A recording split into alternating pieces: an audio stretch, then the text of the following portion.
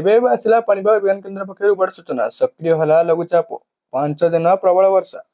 5 ଜିଲ୍ଲାକୁ red warning ଓ 8 ଜିଲ୍ଲାକୁ orange warning. ଚାଲନ୍ତୁ ଜାଣିବା ସମ୍ପୂର୍ଣ୍ଣ ଅପଡେଟ୍ ଉପରେ। ତା ପୂର୍ବରୁ ଭିଡ଼ିଓଟିକୁ ଲାଇକ୍ କରି ଚ୍ୟାନେଲକୁ ସବସ୍କ୍ରାଇବ୍ କରି ପାଖରେ ଥିବା ଘଣ୍ଟି ଚିହ୍ନକୁ ଦବାଇ ଦିଅନ୍ତୁ। ବଙ୍ଗୋପସାଗରରେ ସୃଷ୍ଟି ଲଘୁଚାପ ଘନୀଭୂତ ହୋଇଛି।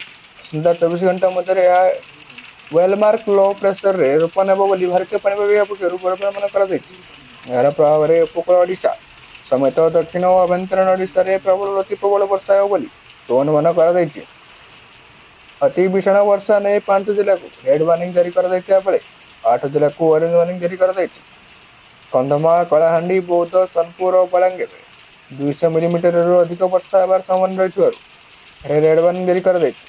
ସେହିପରି 70ରୁ 200 ମିଲିମିଟର ବର୍ଷା ନେଇ ନବରଙ୍ଗପୁର, ନୂଆପଡ଼ା, ବରଗଡ଼, ସମ୍ବଲପୁର, ନୟାଗଡ଼, କଟକ, ଅନୁଗୁଳ ଓ ଗଞ୍ଜାମ ଜିଲ୍ଲାକୁ ଅରେଞ୍ଜ ୱାର୍ଣ୍ଣିଂ ଜାରି କରାଯାଇଛି।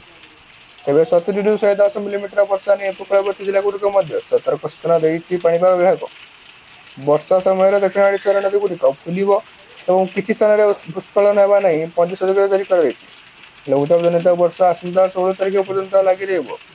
17 ଏବଂ 18 ତାରିଖରେ ବର୍ଷାର ପରିମାଣ କମିବା ସହ ପୁଣି 19 ତାରିଖରୁ ବର୍ଷାର ପରିମାଣ ବଢ଼ିବା ନେଇ ପାଣିପାଗ ବିଭାଗ ଆକଳନ କରିଛି।